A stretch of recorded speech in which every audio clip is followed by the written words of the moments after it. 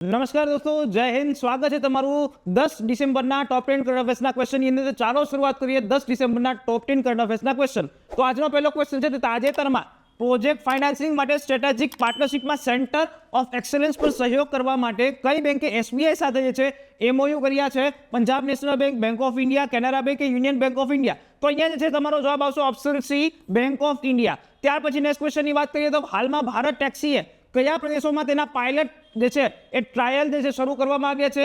દિલ્હી અને ગુજરાત, મહારાષ્ટ્ર અને કર્ણાટક, પંજાબ અને હરિયાણા કે ઉત્તર પ્રદેશ અને રાજસ્થાન? તો અહીંયા તમારો જવાબ આવશે ઓપ્શન એ, દિલ્હી અને ગુજરાત.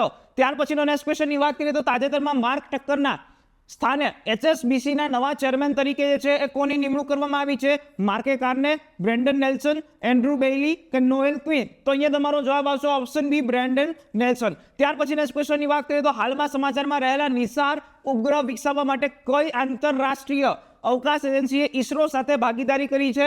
ESA, નાસા, જેક્સા કે રોસ્કોમોસ? તો અહીંયા તમારો જવાબ આવશે ઓપ્શન બી, નાસા સાથે. ત્યાર પછીના નેક્સ્ટ ક્વેશ્ચનની વાત કરીએ તો હાલમાં પ્રાદેશિક AI ઇમ્પેક્ટ કોન્ફરન્સ 2025 કયા શહેરમાં યોજાઈ હતી? આઇઝોલ, ઇમ્ફાલ, શિલોંગ કે કોહિમા? તો અહીંયા તમારો જવાબ આવશે ઓપ્શન સી, શિલોંગ. ત્યાર પછી નેક્સ્ટ ક્વેશ્ચનની વાત કરીએ તો તાજેતરમાં રહેલ રેલવે બોર્ડના નાણાં જે છે સભ્ય એટલે કે નાણાં સભ્ય તરીકે જે છે એ કોણે કાર્યભાર સંભાળ્યો છે? અપર્ણા ગર્ગ, નંદિતા રાવ, મીરા સુબ્રમણ્યમ, કવિતા જોશી? તો અહીંયા તમારો શું જવાબ આવશે? અહીંયા જવાબ આવશે ઓપ્શન એ, અપર્ણા ગર્ગ. ત્યાર પછી નેક્સ્ટ ક્વેશ્ચનની વાત કરીએ તો તાજેતરમાં CII ઇન્ડિયા એજ 2025 એની અંદર industry forum on reforms and sustainable growth જે છે ક્યાં યોજાયો હતો? મુંબઈ, નવી દિલ્હી, હૈદરાબાદ કે બેંગલુરુ? તો અહીંયા તમારો જવાબ આવશે ઓપ્શન બી, નવી દિલ્હી.